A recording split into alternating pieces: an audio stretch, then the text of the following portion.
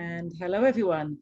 We have an amazing presenter here today, another NAWBO sister that is going to support each and every one of you in growing your businesses and driving traffic. So Melanie, I am going to hand over to you. Thank you. Okay, perfect. So what I was asked to present on today is basically driving traffic, and we are going to be talking about the holiday season, but these strategies and what I'm going to share today could be for any promotion, any sale. A lot of it is going to be what I call evergreen, and so I want to be able to make sure that we are that I'm giving you stuff that you can use beyond just the fourth quarter. So what we are going to cover today is the top 4 mistakes that e-commerce store owners make when running ads. We're also going to talk about the 8 audiences, and these would be audiences within Ad Manager when we're running ads to build out now to maximize your holiday sales. And then I want to kind of share the most inexpensive ad type that we can use to buy our holiday audience or just to buy an audience in general. This is really important for people that have a smaller budget. And then also how to leverage the audiences that I'm going to talk about and ad campaigns in the fourth quarter and beyond. So the first thing I want to talk about, which is really important, is the customer journey. And when we have an e-commerce store or platform, it is a little bit more intricate than just having a website, because not only do we need to get them to the website, but we need to get them to look at a product, we need them to put a product in their cart, we need them to enter their credit card information, and we need them to check out, and then we need them to leave a review. So I'm going to kind of walk through that because this kind of gets skimmed over in a lot of training when it comes to marketing products, and each step is very important. So the first step is the generating interest, and this is where you're getting people to come to your store or your website. So that could be through social. You could be doing some ads, you could be just doing organic, Instagram, you're on Pinterest, maybe you're on Twitter, you're on Facebook, maybe you have an email list, or you're doing some text marketing, maybe you have a loyalty program, or you're doing YouTube videos.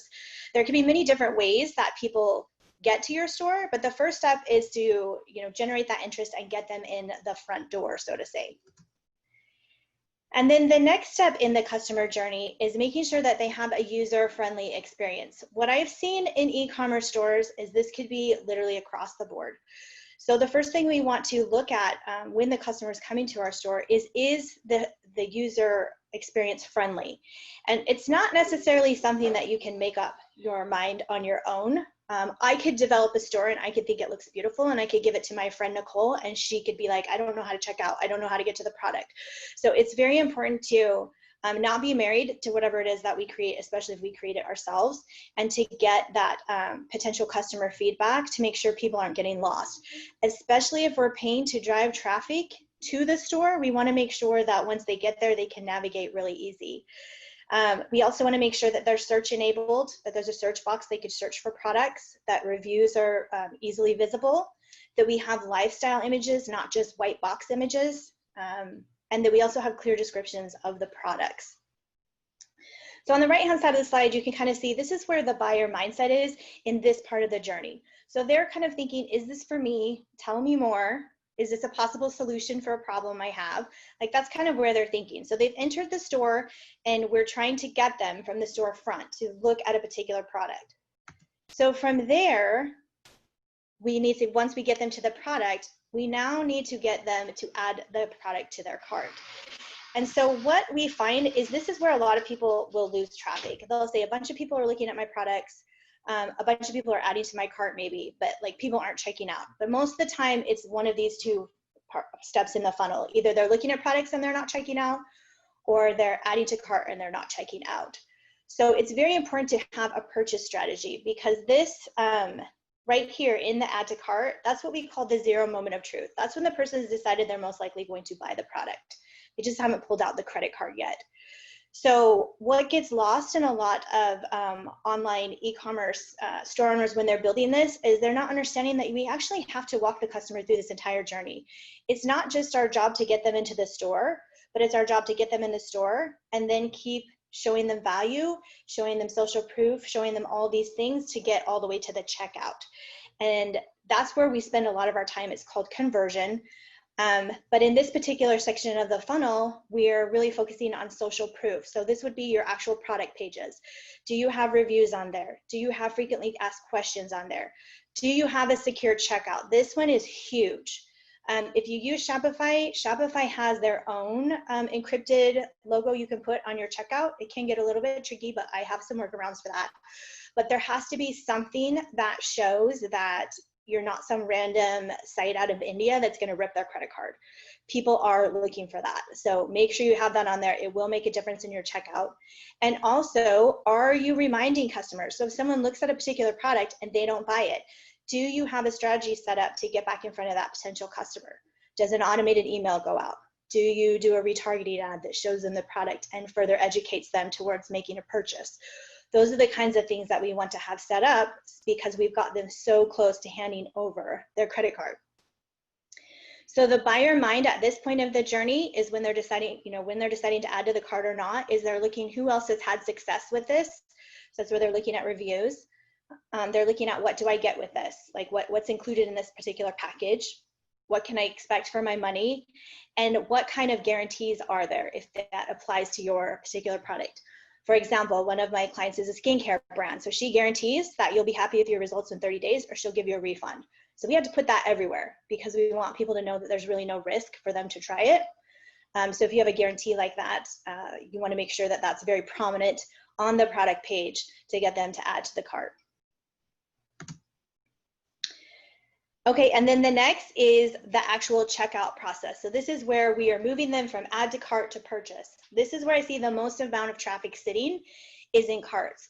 One particular client, back in February, we pulled it and she had 1,600 people that had stuff sitting in their cart, just sitting in there.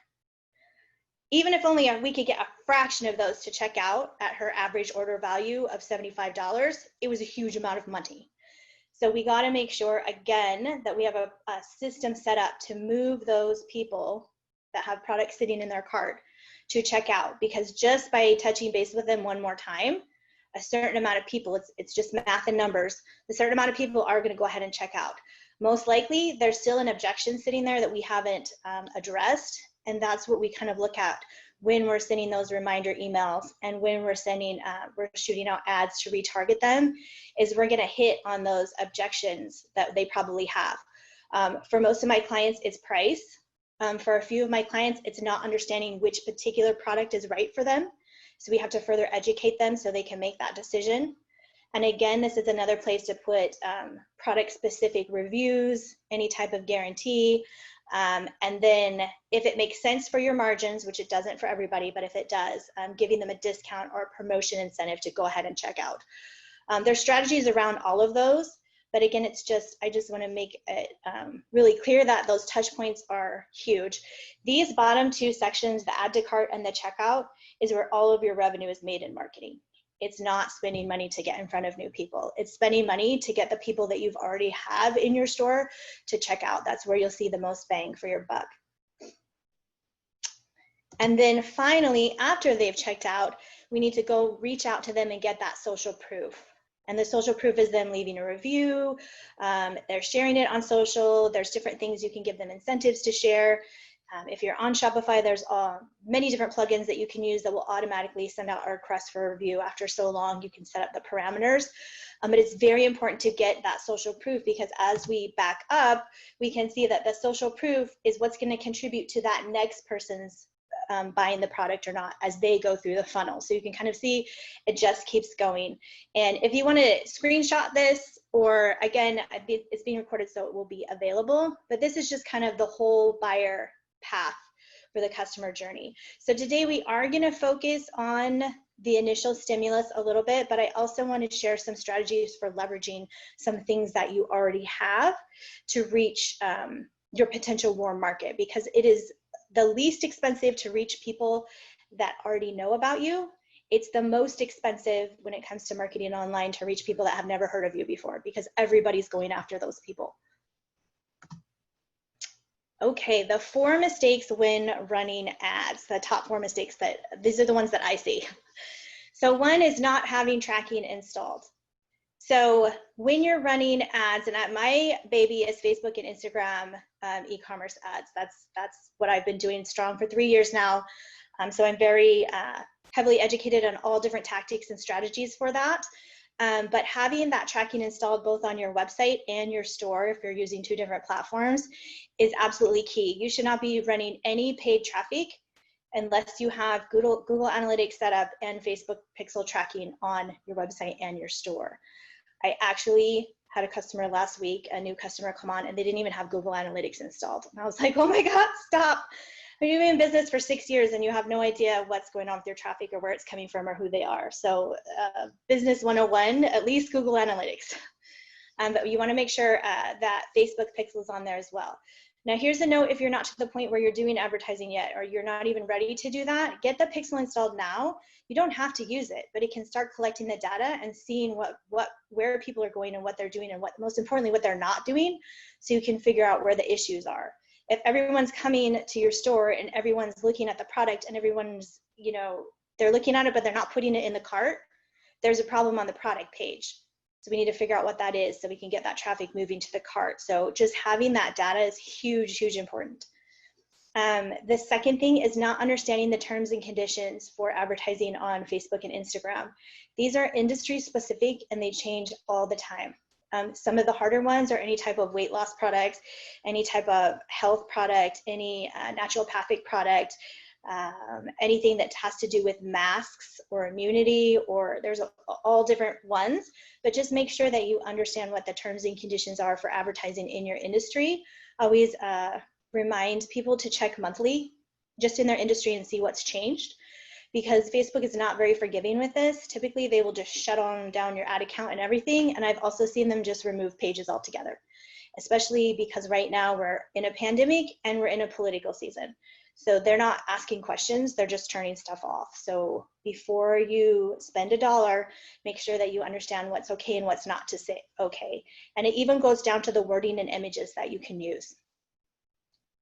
The third issue, which is hugely important, we kind of touched on a little bit, is not having an add to cart purchase strategy. Again, that's taking those people that have added to cart and getting them to check out. There needs to be a strategy in place for that. Again, or you've done all this work and paid for all this marketing, but you weren't able to cash in on it. So we want to make sure that there's budget left to go ahead and cash in on those customers that have products sitting in the cart. And then the last one is just not giving the platform enough time or money or data to optimize. I always try to explain, no matter where you're doing ads, it's not a water faucet. We can't just turn it on and money comes out. That's not the way that it works. It takes time. Anyone that's telling you that they can do that, I would run. But it does take time. It takes time to optimize, or it takes money to optimize. If you have a lot of money to spend in your marketing, then you can get the data you need really quickly. If you don't have a lot of money, then you need to stretch that budget out, and it's just going to take time to get the data. You can do either or, but just know it's going to take one or the other. So the first question I want to ask you is, what assets do you have? So this is where we want to start when we're looking at our audiences to advertise to. So typically what I find, most clients have a Facebook page, they have an Instagram page. Some of them have a mailing list. They have an email list. Some of them have existing customers already, and then they have their website traffic. These are all different audiences that we can use that we would call warm audiences, meaning they know that you exist. You're not new to them. They've either opted in or signed up for something or bought something, or they found you online on social. So they already know you exist. These are where we really want to focus in. And this is the audience that we want to build before we start running any type of promotional advertising. So the 8 audiences to build out now, and again, this assumes that your tracking is in place, because you will need tracking in place to pull the website traffic. So this has changed a little bit. You used to be able to pull all the traffic in the last year, which was awesome, but Facebook's collecting too much data, so now you can only pull your website traffic in the last 180 days, which is enough, but you want to set that up. These are audiences that you should have going all the time, because they automatically update. If I hit your website today and you have that website traffic audience build out, I'm now in that audience. So again, even if you're not planning on advertising, I would just build out these audiences so that they're ready for you when you're ready to. Your existing customers or existing purchasers, once you have that pixel installed, it will actually track that for you. If you don't have the pixel installed, you can actually download any of your existing customer information and then upload it into the Facebook platform to be able to advertise to those people. You're going to do the same thing with your email list, whatever CRM or wherever you have it. Again, you can download it and then you can upload it to Facebook, and Facebook will try and match those people with the user database that they have. Then we want to create audiences for all of our video views. So you can still do a year for the next four of these.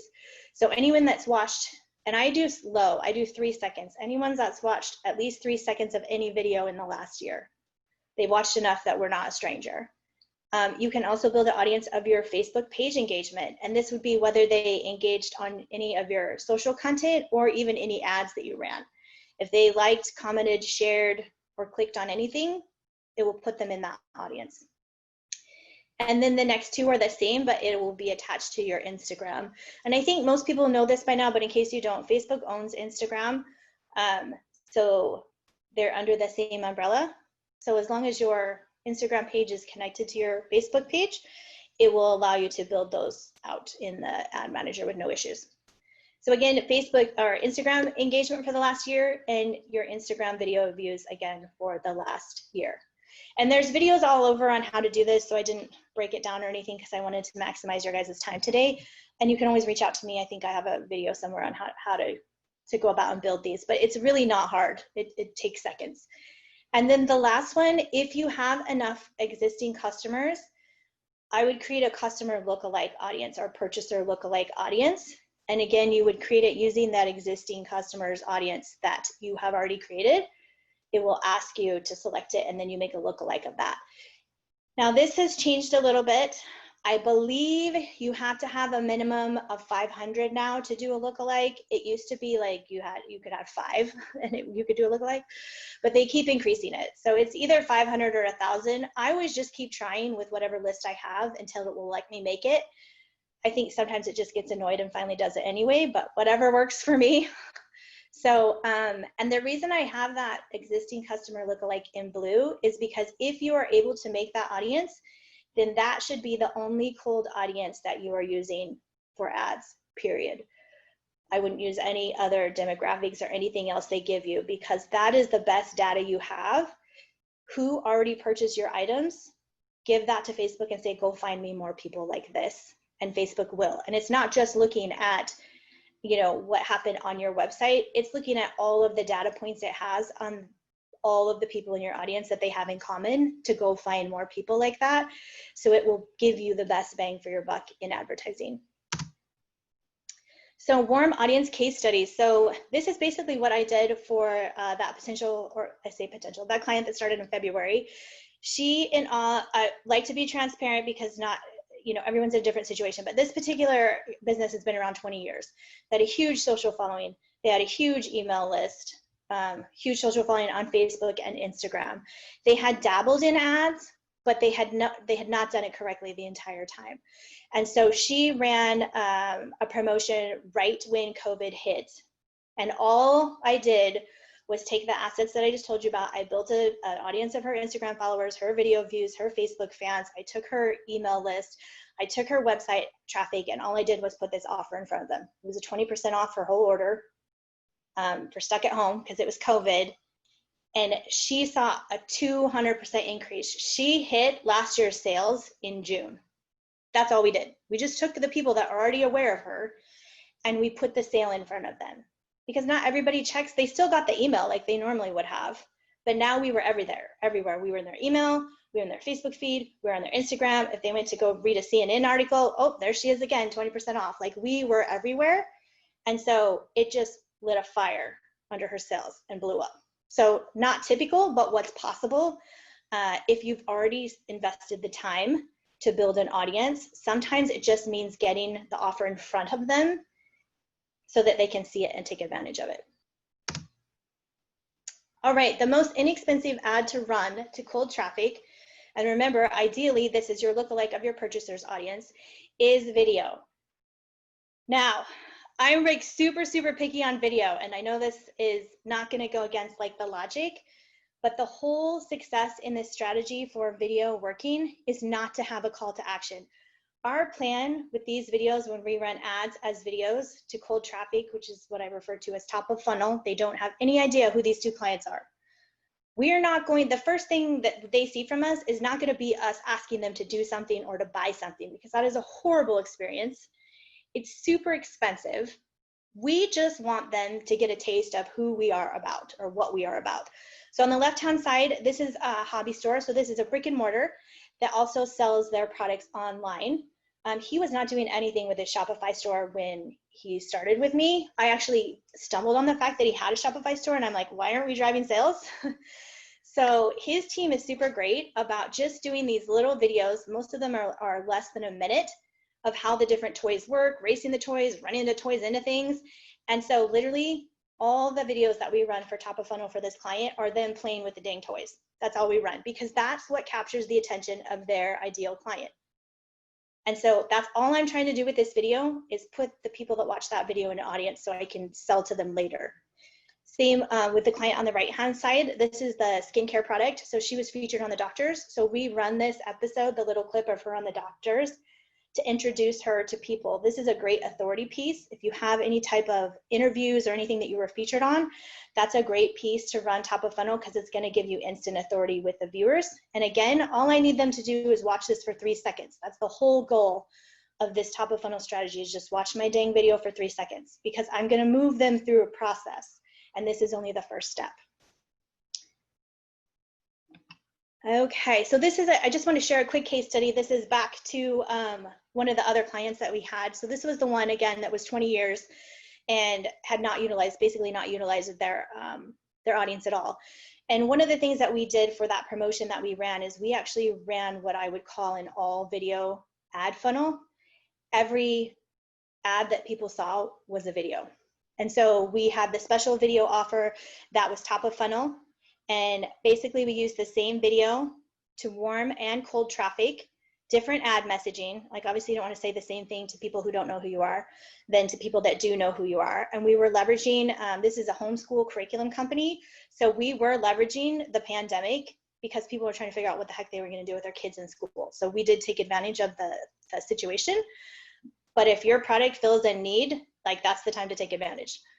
And then the next video that we showed them, if they watched that first video, then we showed them what was called a validation video. And that video is all customer testimonials. Again, if you'll notice on these 2 ads, there's no call to action. There's nowhere that you can click. You can't go shop now or buy now or anything. Like it's just video views, because we want to see who's paying attention before we pay to market them any further. And if they're not paying attention, I'm not spending any more money to reach them because it was a miss. They're not our target market. And then the very last video, if they had watched this one and they had watched 3 seconds, at least 3 seconds, and you can go all the way up to, 99% of the video. But for this strategy, we just did 3 seconds. Then we sent them to the store. So at the very end, they got sent to the store where we used testimonials, and then we linked them directly to the product that we were promoting. So that was that whole kind of video funnel. So it was costing us for this funnel 4 cents a video view, and she had almost 24 times return on ad spend for this, using this particular strategy. So how do we go about buying our 4th quarter audience now? So step 1 is we're going to go ahead and create your video view audiences. So ideally you already have some type of videos, because if I think about this now, I'm kind of assuming that you already have some type of videos, but whatever videos that you want to use, or whatever videos have already performed really well in your existing content that don't ask people to do anything. And I know it's hard. One of my most difficult clients to coach on this is the skincare client, because she's, in her mind, she wants people to buy the skincare, which we do, but our first introduction to them cannot be buy my thing, because that's just gross from a customer standpoint. We are all consumers, and we know too that we don't like it, when someone does the used car salesman approach and just pitches us. All right, we just want to introduce them. So great videos to use is your why story. Again, 1 to 3 minutes. Why you're passionate about what you do, why you do what you do, why you make the things that you make the way that you make them, why you got into what you're doing. Dropping down the veil and being transparent and connecting with people is great. Again, demonstrating how your product works, or how you make your product. The lady that does the jams, I'm sorry, I can't see people's names, but you know, just little 1-minute videos stirring jam. Like people love watching those tasty videos where they show how people make stuff. You could just do quick little 1-minute videos of you pouring the jam and putting on the lid, and you know, a few words about what goes in it, or that you make it with love, and that could be your introductory video. So your introductory video isn't going to sell the whole thing. It's just opening the door to find out who wants to know more.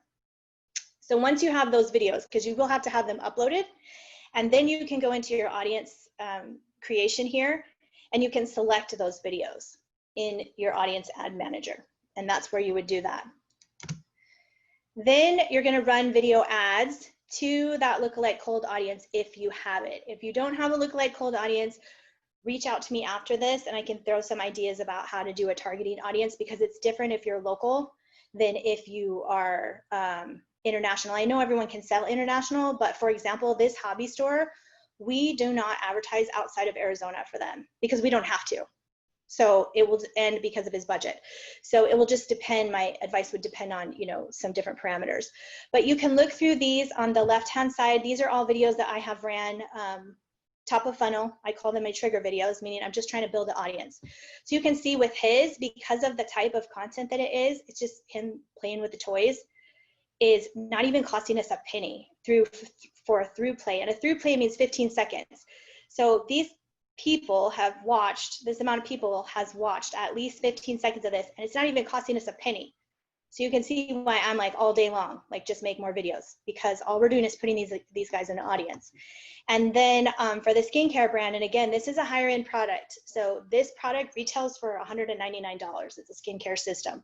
So we expect to pay more because we're going to get more on the back end sale. But again, you know, this is a little bit more expensive. I actually changed the audience on this because I thought 7 cents was too high. But you can see 3-4 cents is actually what on average we're paying. So for that doctors, that's resonating more. So we're paying 3 cents for people to watch 15 seconds of that. So again, most inexpensive way to build that audience, because you're just going to throw people in that video view audience. And then the next step is, and you can run this all year long, because remember the video view audiences are 365 days. So as we approach fourth quarter now, some of the audiences I'm building, or some of the audiences I currently have, still have my fourth quarter audience from last year in them.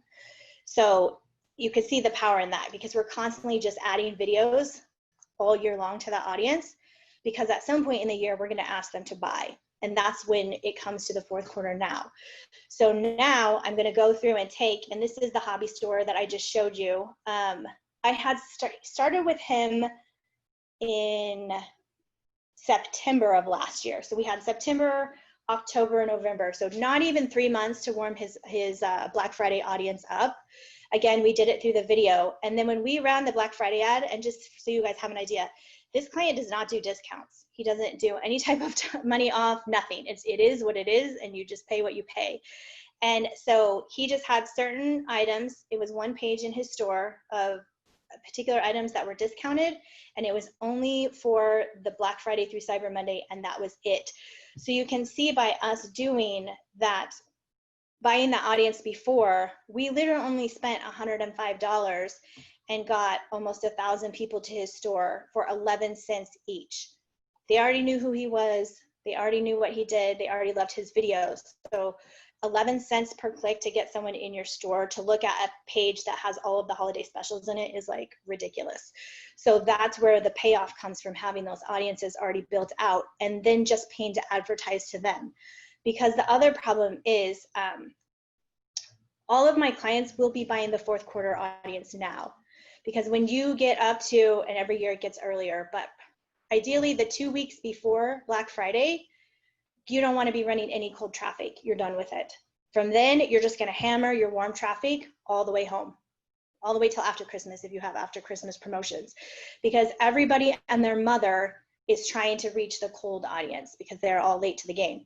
So buy it now, and then when everyone else is fighting after the same people, you're paying less to advertise to people who already know you and love you and will probably buy from you, because you didn't just show up in their feed on Black Friday out of the dark, you know? And then on the right-hand side, the skincare client, she did multiple like obviously multiple promotions all the way through the holidays. So again, these are just different audiences, so 15 purchase. So these are different promotions that we ran to that same segment all the way through Christmas.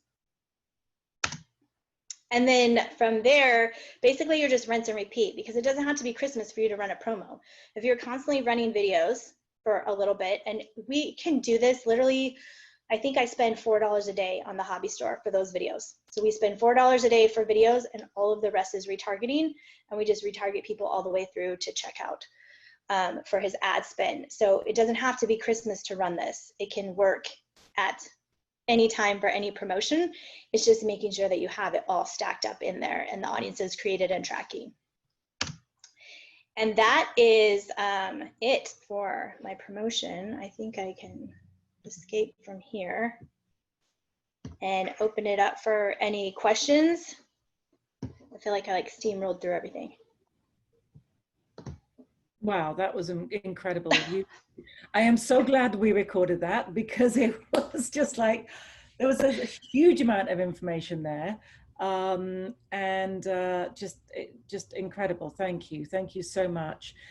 So I am going to put my yeah, I can stop sharing this here. Yeah, let's stop sharing, and then let's all get back on camera.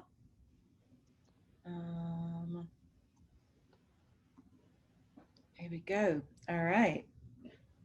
So I was just blown away by that. I was like, oh my goodness me, I'm not doing that, I'm not doing that, I'm not doing that, and I'm not doing that. So that's just me. So I'd love to hear from you. Please, if you've got any questions, like, pick Melanie's brains right now, because, and then connect with her afterwards as well. Absolutely. So does anyone have any questions for Melanie? This is Kim. I feel like you. I don't do that. I don't do that. I'm one of those people that, did the top mistake not having tracking installed. I don't have tracking. I do have a Facebook page. I do have an Instagram page.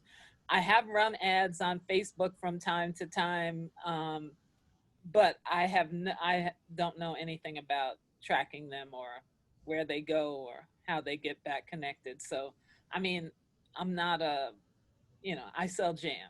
I sell it face to face at farmers markets. I have a website, and I do sales online, but it's not the biggest portion of my business. So I haven't really focused as much on it. I mean, November and December are the busiest times for my website because it's holiday gifts. But so, I mean, I need to figure out how to do the Google Analytics and the Facebook Pixel just to see if that'll help me get to my audience. So I took notes, and I too am glad it's recorded so I can go back and hear it again.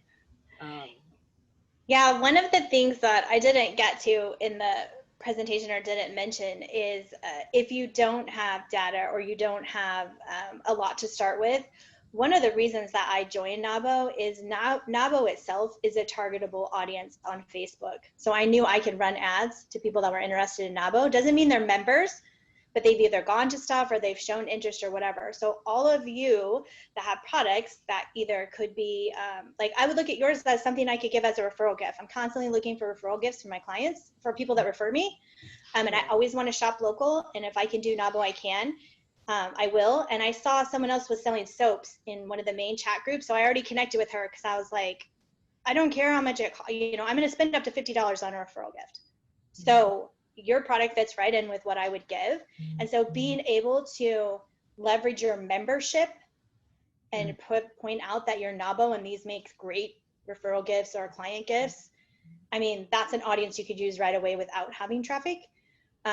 So use what you have, what you've already invested in, whether that's financially or time. Use that first. Okay, thank you. Great advice. Thanks, Melanie. So Alexandra, do you have any questions? Well, thank you so much, Melanie. That was awesome. I do live videos on my Facebook and Instagram platforms daily, and I don't think that I have a pixel on that. are you able to do that for your audience who engage in, you know, because a lot of people, I'm a Shopify shop, and Okay. I utilize the tap to shop buttons on all social platforms, and I get a lot of business from that. So is there a way to pixelate that so I can target ads to those people who watch my videos? Yeah, so in Shopify, in the back end, there's an integration where it should ask for your pixel. I think you go to settings, and I'm trying to remember, but there's a place that it just asks you for your Facebook pixel, and it will automatically connect that. As far as your video viewers, for anyone watching on Facebook or Instagram, it's already tracking those, so you're fine. You're just missing that piece to your store. Okay, so if I put the pixel on the Facebook pixel once, it's on there, correct? Yeah, it's actually in the back end of your theme because you're going to go into settings on Shopify and add it. Oh, so I have that on there already. So I don't have to like put that on at all. Okay. No. Yeah. Cool. And one of the things that becomes really huge if you're not doing it already, it sounds like you have the shop, but are you utilizing any type of dynamic retargeting? Like if I go into your store and I look at something, will I see an ad later on that shows me what I looked at and says, no, buy me now? Because that's the power in Shopify. The power in Shopify is creating a catalog. There's a whole process that goes through it. This is what I do for clients, but we create a catalog that syncs to Shopify. So when anyone even looks at something, they see it, follows it around the internet. You know, when you look at something and it follows you around the internet, that's what we do for our clients, because we know that just seeing it once wasn't enough. Like we need to get a testimonial in front of them and show how this other person absolutely loved it and get so many compliments on it. You know, women are probably buying your things to get compliments and look good and feel good about themselves. Right. So those are the kind of testimonials and stuff that we'll pull. Mm-hmm. And then if stuff sits too long in a shopping cart, depending again on your margins, I do recommend offering a discount at some point to get them to check out, usually after like 7 to 14 days. We might throw them 10% to just check out, because if the margins are there. But the power in the Shopify running ads is using that catalog. It's called DPA, Dynamic Product Ads, and setting that whole system up, because that's what's going to move people through. So that's through Shopify. It's an integration. So yeah, it's a Facebook Shopify integration, and then there's a whole process. It's nothing I could just walk you through. Right. Okay, cool. That was what I was going to say. So we just converted to Shopify during COVID, so I can track, I think they're all linked, but I would have to find out. So we can track both through Shopify, can track Facebook and Instagram, or vice versa. Yeah, but you have to set up the integration. But yeah, so for the hobby store, same thing as you too. He has a physical location and then he has the online store. But not everyone in Arizona is going to drive. Yeah, so what we'll do is, my job with the ads is to get people from the ad into the online store. And then we also do local ads. And then from the online store, whatever they look at, it's my job to get them to check out. So I have it all set up. If you look at this airplane, then you're going to see a review for this airplane. And then if you don't check out, you're going to see a coupon to check out. So, but it's product specific to whatever they looked at. Okay. Can I ask a question? Does Press have the same tracking integration? It's a little bit different. WooCommerce, I'm not as technology, like I don't have anyone that has WooCommerce. All my clients are Shopify, but there should be a similar integration, yes. It's all apps and widgets and, you know, sticking everything together so it communicates. Melanie, I have a question. The work that you do is very much based around the fact that what you're saying is that video is the queen. We won't say king because we're a group of women, but video is the winner basically. So, and what happens if we don't have a video? I mean, what techniques would you share with us around, like, how can we make a video on our own?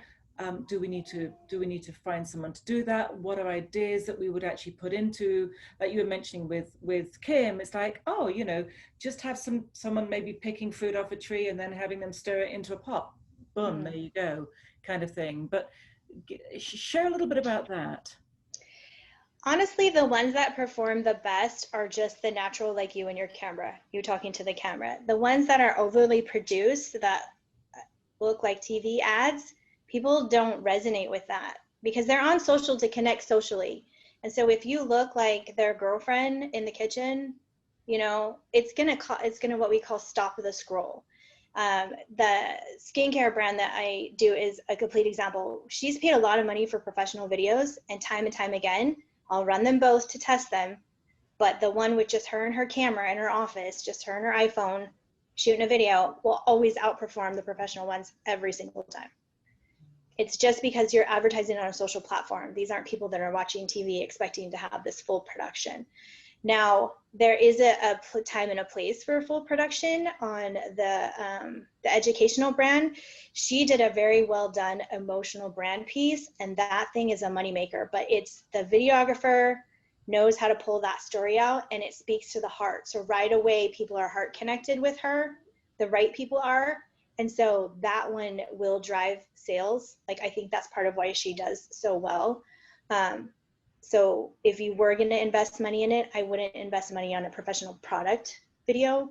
I would invest money on a professional why video, like why you, the entrepreneur, why the business. We call it emotional brand piece. It's the emotional part of your brand. Like, pay for that. And you can run that top of funnel. You can also run images. We've done content that's performed really well on one of the churches that I do ads for. We just take whatever content they created for the week that performs really well, and we'll run that to the local audience because they're church, they're trying to get people locally. We'll just run that to the surrounding neighborhood of their church week in and week out. So it's usually just like an image with a scripture or an image of them doing something in the community, and we'll run that as an ad. But again, we're not asking anything. That first ad shouldn't be asking anyone to do anything. It's just introducing you to them. Mm-hmm. That's really interesting. And so therefore I'm guessing that actually if you were going to, you know, invest in anything, it would be good lighting. Yes, good lighting and a decent phone. Exactly. One of my charter schools, I'm like, I'm gonna have to buy you a new phone because your phone is just not working. Like, it's all, or clean the screen. Make sure you have a clean screen. Yeah. No, absolutely. This has been fantastic.